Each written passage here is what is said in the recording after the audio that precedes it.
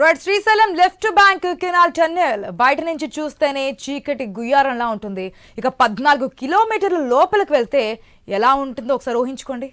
అక్కడ చిక్కుకుపోతే గనక, బయటకు వచ్చే మార్గం కనిపించకపోతే గనక అసలు ఊహించుకోవడానికి కూడా సాధ్యం కాదు ఆ విషయాన్ని. కానీ కొన్ని గంటల నుంచి, దాదాపుగా 50 గంటల నుంచి అటు ఆశకు ఇటు శ్వాసకు మధ్య 8 మంది ఊగిసలాడుతున్నటువంటి పరిస్థితి. వాళ్ళని క్షేమంగా బయటకు తెచ్చేందుకు సహాయక బృందాలు తీవ్రంగా శ్రమిస్తున్నాయి. అయినా వారి ఆచూకీ లభించట్లేదు, దారి తెలియట్లేదు. ఎలా బయటకు తీసుకురావాలో అర్థం కావడం లేదు. 3 రోజుల నుంచి 30 మంది అవిశ్రాంతంగా శ్రమిస్తున్నప్పటికీ కూడా ఆశలు కనుచూపు మేరలో కూడా కనబడడం లేదు. నిరాశ ఆవహిస్తున్నప్పటికీ, నీరసం వస్తున్నప్పటికీ, నిరుత్సాహమే కనిపిస్తున్నప్పటికీ రెస్క్యూ టీం పట్టు వదలట్లేదు, పంతం వీడట్లేదు.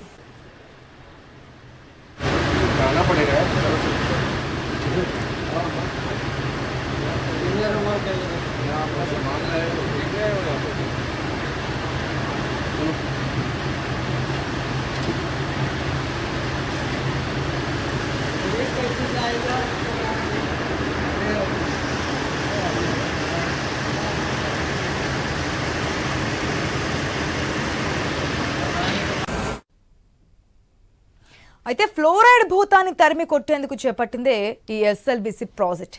4 దశాబ్దాల పాటు కలగానే ఉన్న ఈ ప్రాజెక్టు పనులు 2007లో మొదలయ్యాయి. ఈ ప్రాజెక్టు నుంచి నీటిని తరలించే ప్రాంతం పూర్తిగా నల్లమల అటవీ ప్రాంతం. అందుకే టన్నెల్ ద్వారా నీటిని తరలించేలా ప్రాజెక్టుకు రూపకల్పన చేశారు. ఉమ్మడి నల్గొండ జిల్లా ప్రజల చిరకాల వాంఛ Srisailam left bank canal project. 6 నియోజకవర్గాల్లో మొత్తం 3 లక్షలకు పైగా ఎకరాలకు సాగునీరు, 516 ఫ్లోరైడ్ పీడిత గ్రామాలకు తాగునీరు అందించే లక్ష్యంతో ఈ ప్రాజెక్టు పనులైతే చేపట్టారు. 4 దశాబ్దాల కాలంగా ముందుకు సాగడం లేదు. దీర్ఘకాలంగా పెండింగ్లో ఉన్నటువంటి ఈ ప్రాజెక్టు పనులకు పూర్తి చేసేందుకు సీఎం రేవంత్ రెడ్డి సర్కార్ ఫుల్ ఫోకస్ పెట్టింది. దీంతో సుమారు 5 ఏళ్ల తర్వాత టన్నెల్ పనులు ఇటీవలే తిరిగి ప్రారంభమయ్యాయి. కానీ ఇంతలోనే ఈ ప్రమాదం చోటు చేసుకోవడం మనం చూస్తున్నాం. ఇప్పటికీ ఇంకా 8 మంది ఆ టన్నెల్ లోపలే ఉన్నారు. ఎస్డీఆర్ఎఫ్, ఎన్డీఆర్ఎఫ్, ఆర్మీ, నేవీ, ఇప్పుడు కొత్తగా ఏదైతే అంతకుముందు చేసినటువంటి టీమ్స్తో కూడా ముందుకు వెళ్తున్నారు, రాట్ హోల్ మైనర్స్ అని చెప్పి వీరందరినీ కూడా తీసుకొస్తున్నారు. ఎంతో ఖర్చుతో కూడుకున్నటువంటి పైన ఉన్నప్పటికీ కూడా 8 మందిని సురక్షితంగా బయటకు తీసుకురావడం మినిస్టర్స్ ఉత్తమ్ కుమార్ రెడ్డి కావచ్చు, జూపల్లి కావచ్చు, ఆల్రెడీ అక్కడికి చేరుకున్నారు. కోమటిరెడ్డి వెంకటరెడ్డి, మినిస్టర్స్ అందరూ కూడా అక్కడే ఉండి వారిని ఏ విధంగా బయటకు తీసుకురావడానికి ప్రయత్నాలు చేస్తున్నారు. ఎయిర్ బెలూన్స్ ద్వారా అక్కడ ఆక్సిజన్ పంపించే ప్రయత్నం చేస్తున్నారు, పిలుస్తున్నారు. అయినప్పటికీ లోపల నుంచి ఎటువంటి రియాక్షన్ అయితే మనకు కనిపించట్లేదు. దాదాపుగా 50 గంటలు గడిచింది. ఈరోజు ఏదైనా ఎంత ఆటంకాలు కలిగినప్పటికీ పూర్తిగా మనకి నడుం లోతు వరకు కూడా వాటర్ బురదమయంగా ఉందన్నమాట. ముందుకెళ్ళలేని సిచ్యువేషన్. 14 కిలోమీటర్ దగ్గర జరిగింది ఇన్సిడెంట్. 13.5 కిలోమీటర్ల వరకు వెళ్ళారు. ఆ యొక్క 1/2 కిలోమీటర్ వెళ్ళడానికి కూడా లేని, అంటే మనకి ఎటువంటి పరిస్థితులు మనకి తోడ్పాటు ఇవ్వనేటువంటి సిచ్యువేషన్స్లో ఉన్నాయి. మరి ఏ విధంగా ముందుకు వెళ్ళిపోతున్నారు, వారి ఉండే కండిషన్ ఏ విధంగా ఉంది, ఇంకా ఏదైనా ఎక్స్ట్రా ఎడిషన్గా చర్యలు తీసుకోవచ్చా అనే దాని గురించి మాట్లాడదాం. మనతో పాటు డిబేట్లో పార్టిసిపేట్ చేస్తున్నారు షర్మిలా గారు, డాక్టర్ షర్మిలా గారు ఉన్నారు. అదేవిధంగా డాక్టర్ జయరామ్ గారు ఉన్నారు. రిటైర్డ్ ఇంజనీర్ లక్ష్మీనారాయణ గారు కూడా మనతో పాటు ఉన్నారు. అక్కడ కండిషన్ ఏంటి, ఎటువంటి జాగ్రత్తలు తీసుకోవాలని మాట్లాడదాం. వెరీ గుడ్ ఆఫ్టర్నూన్ షర్మిలా గారు. షర్మిలా గారు, దాదాపుగా 50 గంటలు అయింది. కండిషన్ చూస్తే క్రిటికల్గానే కనిపిస్తోంది. అక్కడ బురద, వాటర్ మనకు క్లియర్గా కనిపిస్తోంది. కండిషన్ ఏ విధంగా ఉండే అవకాశం ఉందనుకోవచ్చు. అదేవిధంగా ఆక్సిజన్ అయితే పంపించే ప్రయత్నాలు చేస్తున్నారు కదా, అది రైట్ వేలో వెళ్తుందా, వారికి అందుతుందా అనేది కూడా ఒక డౌటే. 50 అవర్స్ నుంచి వాళ్ళకి ఫుడ్ లేదు, వాటర్ లేదు, సరిగ్గా ఆక్సిజన్ కూడా లేదు. అది కండిషన్ ఏ విధంగా ఉండే అవకాశం ఉందనుకోవచ్చు. The most important and it's very unfortunate thing. చాలా noble intention. Fluoride hit areas కి వాటర్ అందిద్దాము అని అన్నేళ్లుగా ఆగిపోయిన ప్రాజెక్ట్ ని మళ్ళీ స్టార్ట్ చేశారు. Intention is very noble, but mishap ఎలా జరిగింది అనేది మనకి తర్వాత తెలిసే అవకాశం ఉంది. As of now as a medical doctor, నేను పీడియాట్రిక్స్ హెచ్ఓడి ఫ్రమ్ అపోలో, మనం తెలుసుకోవాల్సింది ఏంటంటే నీరు లేకుండా almost 3 to 8 days or slightly more వాళ్ళ ముందున్న హెల్త్ కండిషన్ బట్టి బ్రతికే ఉంటారు. మనుషులకి 3 to 8 days సస్టైన్ చేసుకోగలుగుతారు నీరు లేకపోయినా. ఆహారం లేకుండా anywhere between 1 to 3 months. So ఈ రెండిటి గురించి కాకుండా మోర్ ఇంపార్టెంట్లీ మనకి ఆక్సిజన్ సప్లై, ఎయిర్ గాలి అందాలి. అండ్ వెరీ ఇంపార్టెంట్లీ ఇట్లాంటి రబుల్స్ లో జరిగే హాని ఏంటంటే మనకి టాక్సిక్ గ్యాసెస్ బిల్డప్ అవుతాయి. సో వాటి మూలాన ఒక పక్క ఆక్సిజన్ సరిపడా ఉండదు, రెండో పక్క కార్బన్ డైఆక్సైడ్ కానీ, నైట్రస్ ఆక్సైడ్ కానీ, మీథేన్ కానీ ఇలాంటి బిల్డప్ అవుతూ ఉంటాయి. వీటన్నిటి మూలాన హాని జరిగే అవకాశం ఉంటుంది. హెల్త్ ఎఫెక్ట్స్ గురించి ఇమీడియట్ గా చెప్పాలి అని అంటే ఆబ్వియస్ గా అన్నిటికంటే ఎక్కువగా హిట్ అయ్యేది రెస్పిరేటరీ సిస్టమ్, శ్వాసకోశ సంబంధిత సిస్టమ్ హిట్ అవుతుంది. అండ్ మనకి అది మెయిన్ థింగ్ కాబట్టి, నీరు ఆహారం కంటే కూడా మోర్ ఇంపార్టెంట్ మనకి ఆక్సిజన్ అందటం కాబట్టి, ఈ శ్వాసకోశ సంబంధిత ప్రాబ్లమ్స్ తోటి హెల్త్ ప్రాబ్లమ్స్ వచ్చే అవకాశం, ఇంక్రీజ్ అయ్యే అవకాశం ఉంటుంది. చాలా డస్ట్ ఉంటుంది. నార్మల్ గా కూడా ఈ టనల్స్ లో వర్క్ చేసే వాళ్ళకి లంగ్ రిలేటెడ్ ఇష్యూస్ ఎక్కువగా ఉంటాయి. క్రానిక్ అబ్స్ట్రక్టివ్ పల్మనరీ డిసీజ్ అని కానీ, న్యూమోకోనియసిస్ అని కానీ, లేకపోతే ఇట్లాంటివి. అండ్ ఇమ్మెన్స్ సౌండ్, వీటన్నిటితోటి వాళ్ళకి నార్మల్ ఆక్యుపేషనల్ హెజార్డ్స్ అంటే ఇవి. ఇప్పుడు ఈ పరిస్థితుల్లో మనం ఎక్కువ ఆందోళన చెందాల్సింది వాళ్ళకి సరిపడే ఆక్సిజన్ అందుతుందా లేదా. అండ్ రెండవది, వాళ్ళకి సీరియస్ గా హిట్ మూలాన ఇంజరీ, ఆ కొలాప్స్ మూలాన ఇంజరీస్ ఏమైనా జరిగినాయి తలకి కానీ, లేకపోతే బాడీకి కానీ, ఫ్రాక్చర్స్ కానీ, ఇట్లాంటివన్నీ. So very unfortunate, 8 people are left behind and 52 people came out. ఆ 8 మంది నుంచి రెస్పాన్సెస్ రావట్లేదని. బట్ డిస్హార్టన్ అవ్వకుండా వీటిని ఇలానే కంటిన్యూ చేస్తూ రెస్క్యూ ఆపరేషన్స్ చాలా సార్లు పెద్ద పెద్ద న్యాచురల్ కెలామిటీస్ జరిగినప్పుడు, సునామీ కానీ లేకపోతే ఇట్లాంటి న్యాచురల్ వాటిల్లో ఆ రబుల్స్ కింద వారం రోజుల తర్వాత కూడా సర్వైవింగ్ పీపుల్ ని బయటకు తీసుకొచ్చిన దాఖలాలు ఉన్నాయి. So we should be hopeful and we should continue trying to do this. And నేను చెప్పినట్టుగా లైక్ 8 days వరకు కూడా survive, 8 or even slightly more. So evenly అక్కడ వాటర్ లేకపోయినా, ఫుడ్ లేకపోయినా ఉండొచ్చు, కానీ ఆక్సిజన్, వితౌట్ ఆక్సిజన్ అది అనేది కొంచెం క్రిటికల్ కండిషన్ గా అయితే కనిపిస్తోంది. అండ్ వాళ్ళకి ముందున్న హెల్త్ ప్రాబ్లమ్స్, ఇప్పుడు suppose there is someone with hyper tension, diabetes, ఇవన్నీ కూడా దే హ్యావ్ ఎన్ ఎఫెక్ట్. ఎందుకంటే మందులు ఉండవు, సో ఆహారం ఉండదు. అండ్ తీవ్రమైన మానసిక ఒత్తిడి, బ్రతికి ఉండాలని కోరుకుందాం. అక్కడ ఉన్న వాళ్ళకి తీవ్రమైన మానసిక ఒత్తిడిలో ఉంటారు. యాక్చువల్ గా ఇది చాలా చాలా డిస్ట్రెసింగ్ థింగ్. అండ్ దీని మూలాన ఫిజికల్ హెల్త్ డిస్ట్రాయ్ అవ్వచ్చు. సో ఆ మానసిక ఒత్తిడి అండ్ ఆక్సిజన్, నీరు, ఆహారం లేకపోవటం, ఈ 3 మనకి ఇవి ఇంపార్టెంట్. అండ్ టాక్సిక్ ఫ్యూమ్స్ అన్ని అక్యుములేట్ అయ్యి ఆ ఉన్న కాస్త ఆక్సిజన్ ఉన్నా కూడా ఈ రాంగ్ గ్యాసెస్ కాన్సన్ట్రేషన్ ఎక్కువ అయితే గనక మనకి మైండ్ అండ్ బ్రెయిన్ మీద ఎఫెక్ట్స్ ఉండే అవకాశం ఉంటుంది. అవి మళ్ళీ ఇండైరెక్ట్ గా రెస్పిరేటరీ సిస్టమ్ మీద ఉంటుంది. ఇలాంటివన్నీ, ఈ ప్రాబ్లమ్స్ అన్ని ఉత్పన్నమయ్యే అవకాశం ఉంటుంది. Let's hope for the best. Rescue teams are doing their best and all of us should be praying for them. ఒక నిమిషం అండి. లక్ష్మీనారాయణ గారు, నమస్తే సార్. నమస్కారం అండి సార్. మన చెప్పండి. ఇటువంటి గనుల్లో సాధారణంగా మనం చిన్న చిన్న ఇన్సిడెంట్స్, యాక్సిడెంట్స్ చూస్తూనే ఉంటాం. కానీ ఇన్ని రోజుల పాటు, అంటే 2 రోజులు, ఇది 3వ రోజు ఇంకా రెస్క్యూ జరుగుతోంది. నావీ కూడా వచ్చింది, ఆర్మీ ఉంది, ఎన్డీఆర్ఎఫ్, ఎస్డీఆర్ఎఫ్, ఇప్పుడు మళ్ళీ రాట్ ప్రెస్ అని చెప్పేసి ర్యాట్ హోల్ మైనర్స్ అంటూ వాళ్ళు కూడా వచ్చారు. ఎక్కడికక్కడ రెస్క్యూ అయితే చేస్తున్నారు, కానీ అటుపక్క నుంచి మనకు రెస్పాన్స్ కనిపించట్లేదు. సో రెస్క్యూలో ఇంకేదైనా యాక్షన్స్ తీసుకోవచ్చు అంటారా? ఇంకేదైనా దాంట్లో వీళ్ళని బయట తీసుకురావడానికి, వారు సేఫ్గా ఉన్నారా లేదా తెలుసుకోవడానికి కెమెరాస్ పంపిస్తున్నారు, దాంట్లో కూడా వాళ్ళు జాడైతే ఎక్కడ కనిపించడం లేదు అంటున్నారు. మేడం, ఇప్పుడు ఈ ఎస్ఎల్బిసి అనేది కొంచెం బ్యాక్గ్రౌండ్ మనం తెలుసుకోవాల్సిన అవసరం ఉంది. ఎప్పుడైతే ఎన్టీ రామారావు 1983లో చెన్నై నుంచి ఇక్కడికి రావడం జరిగింది, సరే టీడీపీ పార్టీ పెట్టడం జరిగింది, అధికారం రావడం జరిగింది. అని ఆకాంక్ష ఏముందంటే చెన్నైలో వాటర్ సప్లై ప్రాబ్లం ఉంది కాబట్టి శ్రీశైలం నుంచి నీళ్లు చెన్నైకి ఇద్దామనే ఉద్దేశంతో తెలుగుగంగ స్టార్ట్ చేయడం జరిగింది 1983లో. ఆయన ప్రభుత్వం ఇక్కడ ఫామ్ చేస్తూనే తెలుగుగంగ స్టార్ట్ చేయడం జరిగింది. అయితే అప్పుడు తెలుగుగంగ శ్రీశైలం నుంచి మీరు నీళ్లు తీసుకుపోతారని నల్గొండ జిల్లా యొక్క చాలా లీడర్స్, ప్రజలు ఉధృతంగా ఉద్యమాలు చేశారు. మాకు ఇక్కడ ఫ్లోరైడ్ తోని ఇక్కడ బాధపడుతున్నాము, ఇక్కడ ఫ్లోరైడ్ నివారణకు ఏంటంటే డ్రింకింగ్ వాటర్ అవసరమే, తర్వాత సర్ఫేస్ వాటర్ అంటే అగ్రికల్చర్ కు సర్ఫేస్ వాటర్. ఫ్లోరైడ్ అంటే ఇక్కడ అసలు ఏరియాలో దాదాపు నార్మల్ గా 3 లోపల ఉండాలి, కానీ ఇక్కడ ఎట్లుందంటే 1.5 to 3 మ్యాక్సిమం ఉండాలి ఫ్లోరైడ్, కానీ ఇక్కడ 15 వరకు ఉంది అది. ఉమ్, అయితే కాబట్టి ఇది అబ్నార్మల్ ఫ్లోరైడ్ ఏరియా. ఇప్పుడు దేవరకొండ, మున్గోడు, చండూరు ఇవన్నీ అమ్మో చాలా ఫ్లోరైడ్ ఎఫెక్టెడ్ విలేజెస్. దాదాపు ఒక 500-600 విలేజెస్ ఎఫెక్టెడ్ ఉంది. అయితే ఈ ఎఫెక్టెడ్ విలేజ్ ఫ్లోరైడ్ ఏరియాకు గ్రౌండ్ లో ఆల్వేస్ ఫ్లోరైడ్ ఉంటది. వాటికి నదీ జలాలు అందించాలి. అంటే సర్ఫేస్ వాటర్ అంటే కృష్ణా జలాలను అందించినట్టుంటే ఫ్లోరైడ్ నివారణ జరుగుతుంది. ఒకవేళ గ్రౌండ్ వాటర్ మనం సప్లై చేసినా కూడా ఫ్లోరైడ్ ఓన్లీ 20% తగ్గుతుంది.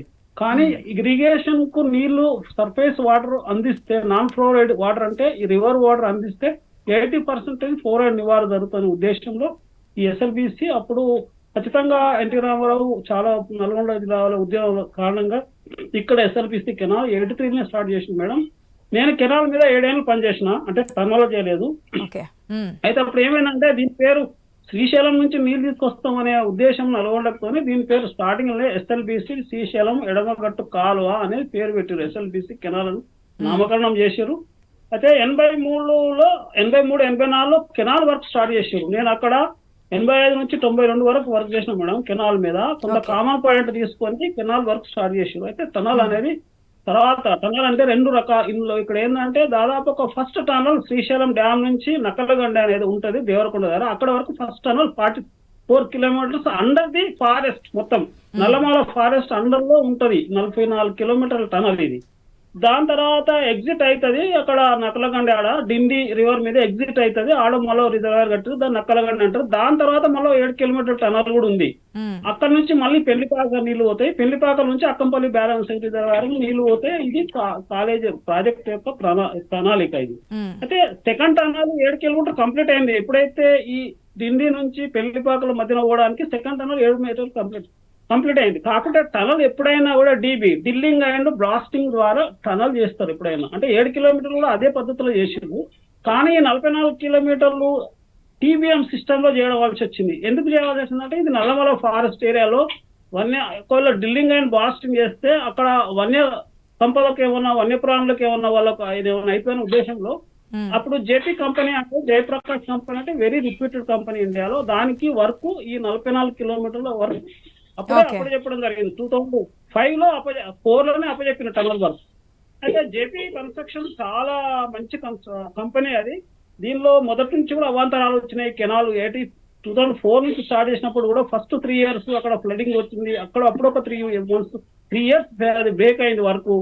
ఎన్ని అవాంతరాలు వచ్చినా ఆ కంపెనీ ప్రమాదం జరగడానికి రీజన్ ఏమనుకోవచ్చు లక్ష్మీనారాయణ గారు? అక్కడ తెలంగాణ వచ్చే వరకు ఈ టనల్ 24 కిలోమీటర్లు కంప్లీట్ అయింది. అయితే తెలంగాణ వచ్చిన తర్వాత కేసీఆర్ పీరియడ్ లో ఓన్లీ 10 కిలోమీటర్స్ కంప్లీట్ అయింది. 44 కు 10 అంటే 34 కిలోమీటర్స్ వరకు కంప్లీట్ అయింది. ఆయుధన్నావు 44 కు అగైన్స్ 44 కు. అయితే ఏమైనా తెలంగాణ అసలు ఈ 10 ఏళ్లలో కేసీఆర్ కంప్లీట్ చేయాల్సినట్టు కానీ చాలా నిర్లక్ష్యం చేయడం జరిగింది. అదొక పొలిటికల్ ఇష్యూ అనుకున్నాం. అయితే ఇక్కడ జరిగింది ఏంటంటే ఈ టీబీఎం మళ్ళీ ఈ కొత్త గవర్నమెంట్ వచ్చిన తర్వాత కొంత వాళ్ళకు ఆ జేపీ కంపెనీలకు ప్రోత్సాహాలు ఇచ్చి మళ్ళీ వర్క్ స్టార్ట్ చేయడం జరిగింది. ఇందులో విషయం ఏంటంటే ఇందులో 2 మిషన్లు పనిచేస్తాయి. ఇందులో అంటే ఇక్కడ సైడ్ నుంచి శ్రీశైలం సైడ్ నుంచి ఒక మిషన్ పనిచేస్తుంది, ఇటు దేవరకొండ సైడ్ నుంచి ఒక మిషన్. అంటే ఆ 44 కిలోమీటర్స్ 2 సైడ్ నుంచి కెనాల్ టీబీఎం టనల్ బోరింగ్ మిషన్లు అందులో లోపల ఉంటాయి. 2 సైడ్ల నుంచి కెనాల్ డేలో ఒక 3-4 మీటర్లు కెనాల్ తొలుచుకుంటూ పోతాయి ఈ టీబీఎం మిషన్ ద్వారా. అది ఇక్కడ జరిగింది ఏంటంటే అంటే శ్రీశైలం నుంచి కెనాల్ అక్కడ నుంచి ఆ టీబీఎం మిషన్ దగ్గర ఇది జరిగింది. ఇక్కడ అంటే దేవరకొండ నుంచి ఎగ్జిట్ పాయింట్ నుంచి పోయిన టీబీఎం మిషన్ ఈ సైడ్ కాదు. 2 మధ్యన ఇప్పుడు ఒక 9.5 కిలోమీటర్లు పెండింగ్ ఉంది. ఇప్పుడు 9.5 మాక్సిమం 10 కిలోమీటర్లు పెండింగ్ ఉంది. అక్కడ సైడ్ అంటే శ్రీశైలం నుంచి 14 కిలోమీటర్ దగ్గర ఈ టీబీఎం టనల్ బోరింగ్ మిషన్ ఇక్కడ ఏంటంటే వర్క్ స్టార్ట్ చేసారు.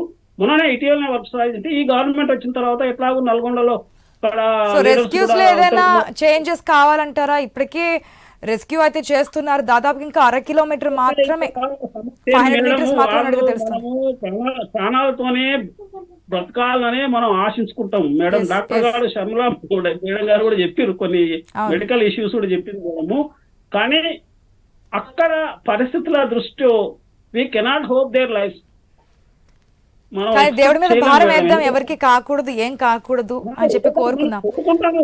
గవర్నమెంట్ రెస్క్యూ ద్వారా అంత ఎఫర్ట్ పెడుతుంది కాబట్టి 3 రోజుల నుంచి అందరూ వచ్చి చేస్తున్నారు కాబట్టి లెట్స్ వెయిట్. Situation లో ఏమైందంటే ఇప్పుడు అక్కడ సిచ్యువేషన్ ఏమైందంటే ఆ మిషన్ అవతల 8 మంది ఉన్నారు, మిషన్ అవతల ఉన్న వాళ్ళు 42 మంది తప్పించుకున్నారు సేఫ్. అయితే మిషన్ అవతల 8 మంది ఉన్నారు కాబట్టి వాళ్ళే ఇప్పుడు చిక్కిపోయారు. ఆ 8 మందిలో దాదాపు రాబిన్ కంపెనీ ఇంజనీర్స్ ఒక 2 ఉన్నారు, కార్మికులు సిబ్బంది ఉన్నారు. వారి కోసం రెస్క్యూ జరుగుతుంది కాబట్టి వెయిట్ అండ్ సీ. అయితే ఇక్కడ ఏంటంటే ప్రాణాలతో బయటకు రావాలని అయితే కోరుకుందాం. ఎస్ జయరామ్ గారు, అక్కడ రావాలని కోరుకుంటాం మేడం, మేము రావాలని కోరుకుంటాము. కాకుంటే నాకు తెలిసినంత అయితే అక్కడ సిచ్యువేషన్ లో, ఎందుకంటే నీళ్లు దాదాపు ఒక 15-20 ఫీట్ల నీళ్లు స్టోరేజ్ అయినాయి, తో పాటు మట్టి స్టోరేజ్ అయింది. సో వాళ్ళు 15-20 ఫీట్ల మట్టి స్టోరేజ్ అయింది, వాటర్ స్టోరేజ్ ఉంది. ఈ లెవెల్లో వాళ్ళు ఆల్మోస్ట్ వాళ్ళు ఆ బురదలో ఉండరని అనుకోలేము. ఇక ఖచ్చితంగా బురదలోనే ఉండవలసి వస్తుంది మేడం, ఎందుకంటే వాళ్ళు మనం కోరుకుందాము ప్రాణాలతో రెస్క్యూ జరిగిన తర్వాత ఫైనల్ రిపోర్ట్ ని బట్టి మా అంచనాలు అయితే we cannot hope them. Okay okay. Jayaram గారు నమస్తే అండి. ప్రభుత్వం జయరామ్ గారు రెస్క్యూ చేసి వాళ్ళకి అప్పచెప్పవలసిన అవసరం ఉంది. ఏదైనా కానీ ప్రభుత్వం పనిచేస్తుంది, మంచిగా చాలా వార్ ఫుటింగ్ లో పనిచేస్తుంది. ఓకే, మనం ప్రభుత్వాన్ని ఇప్పుడు ఈ సందర్భంలో మనం మెచ్చుకోవాల్సిన అవసరం ఉంది, ఎందుకంటే రెస్క్యూ ఆపరేషన్ వార్ ఫుటింగ్ లో చేస్తుంది. కానీ అక్కడ స్టోరేజ్ అయిన water almost 15 to 20 feet including బురదతో స్టోరేజ్ అయినాయి అక్కడ. మరికొన్ని గంటల్లోనే రెస్క్యూ కూడా కంప్లీట్ అవుతుంది అంటున్నారు. ఎక్విప్మెంట్స్ అయితే తీసుకొచ్చారు కాబట్టి మనకి ఫైనల్ గా ఏం తేలబోతుంది అనేది కూడా చూద్దాం. జయరామ్ గారు నమస్తే అండి. జయరామ్ గారు, మీరు ఒక డాక్టర్ గానే కాకుండా పొలిటికల్ అనలిస్ట్ గా కూడా ఉంటుంటారు కాబట్టి కొన్ని డౌట్స్. మనం సాధారణంగా ఇటువంటి ఇన్సిడెంట్స్ చూస్తాం, రెస్క్యూస్ చూస్తుంటాం, కొన్ని సందర్భాల్లో దాదాపుగా ప్రాణాలతో కూడా బయటకు తీసుకొచ్చినటువంటి సిచ్యువేషన్స్ కూడా చూస్తున్నాం. అయితే ఇటువంటి రెస్క్యూస్ చేస్తున్నప్పుడు మనం డెవలప్ అవుతున్నాం, అంతరిక్షంలోకి వెళ్తున్నాం, ఇవన్నీ చేస్తున్నాం, స్పేస్లో కూడా పరిశోధన అని ఇవన్నీ చేస్తున్నాం.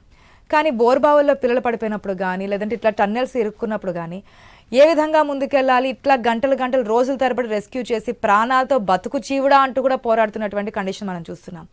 సో రెస్క్యూకి సంబంధించి కానీ వారి కండిషన్ సంబంధించి కానీ ఎటువంటి చర్యలు తీసుకుంటే బాగుంటుంది, ఎట్లా ఉంటారు అనుకోవచ్చు?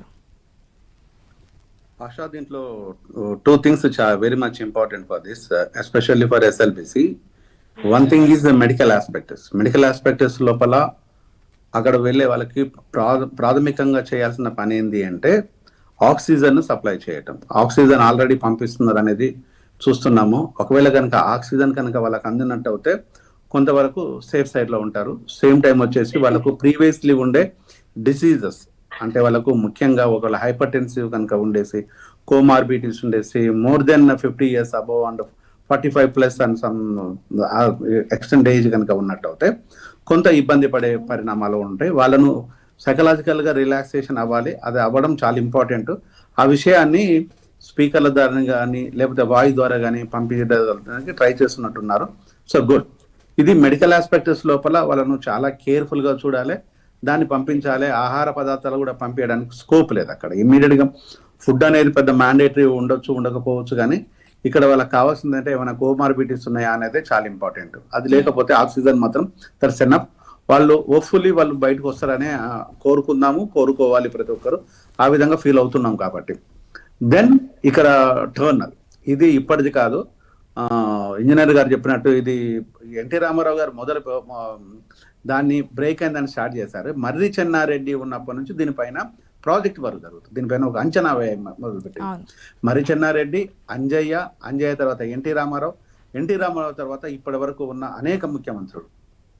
అంటే ఇది ఓన్లీ ఫర్ పొలిటికల్ ఆస్పెక్ట్స్ లోనే, పొలిటికల్ బెనిఫిషియర్ లోనే ప్లాన్ చేసుకుంటున్నారు. ఈ వాటర్ కనుక తీసుకొచ్చినట్టు డైరెక్ట్ గా ఉమ్మడి నల్గొండ జిల్లాలకి కానీ ఈ వాటర్ సప్లై కావడానికి ఉంటుంది. భువనగిరి, సూర్యాపేట, భువనగిరి యాదాద్రి, ఇట్లా ఆలేరు ఎక్సెట్రా ఉమ్మడి నల్గొండ జిల్లాకు వాటర్లు సర్ప్లస్ గా ఇవ్వాలి, సాగునీరు అనే దాన్ని ఒక లక్ష్యంతో పెట్టుకున్నారు. That is a very good cause. దాన్ని ఎవరిని నిందించడానికి లేదు, ఎవరిని ఇబ్బంది పెట్టడానికి. కానీ ఇది ఇన్ని సంవత్సరాలు అయినా కూడా రాజకీయ పార్టీలు ఇంతవరకు కూడా కంప్లీట్ చేయకపోవడమే ఇక్కడ మనము అడగాల్సిన పరిస్థితి ఏర్పడుతుంది. ఎప్పుడైనా కూడా రాజకీయ పార్టీలకు ఒక జిల్లాకు నీళ్ళు ఇచ్చినంత మాత్రాన ఏముంటుంది, లేకపోతే ఓటర్కి ఇచ్చినంత మాత్రం ఏముంది అనే ఒక రాక్షస క్రీడ మాత్రమే ఈ రాజకీయాలు.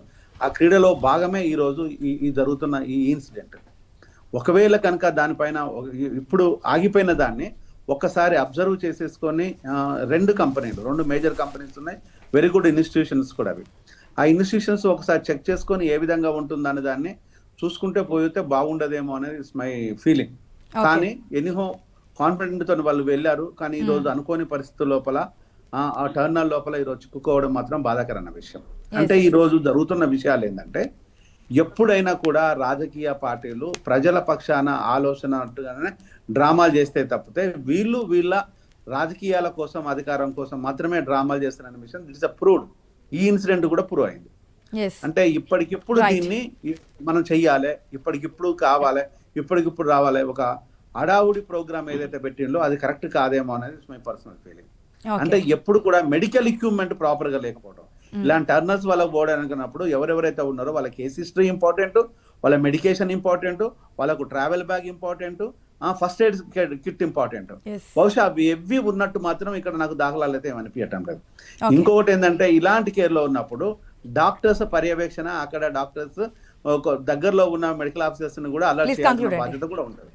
అది ఏది లేకుండా ఓన్లీ బ్లైండ్ గా పంపించేయడం వలన ఈ రోజు ఇబ్బంది ఉంటుందేమో అనేదాన్ని ఒక్కసారి ప్రభుత్వం ఇటువంటి ఘటనలు జరగకూడదని చెప్పి కోరుకున్నప్పుడు ఇవన్నీ కూడా జాగ్రత్తలు తీసుకోవాల్సిన అవసరం కూడా ఎంతైనా ఉంటుంది. గవర్నమెంట్స్ కూడా హోప్ఫుల్ వెయిట్ చేద్దాం. దాదాపుగా ఈ రోజుకైతే రెస్క్యూ కంప్లీట్ అవుతుంది, వారిని బయట తీసుకొస్తారని చెప్పి చెప్తూ ఉన్నారు. కాబట్టి ఎన్డీఆర్ఎఫ్, ఎస్డీఆర్ఎఫ్, నేవీ, ఆర్మీ వీళ్ళందరూ కూడా అక్కడికి వచ్చి చేరుకున్నారు. కాబట్టి రాట్హోల్ మైనర్స్ వీళ్ళందరూ కూడా వచ్చారు. కాబట్టి దేవుడి మీద భారం వేద్దాం, అందరూ బయటికి క్షేమంగా రావాలి అని చెప్పి ఆయన న్యూస్ తరపున కూడా కోరుకుందాం.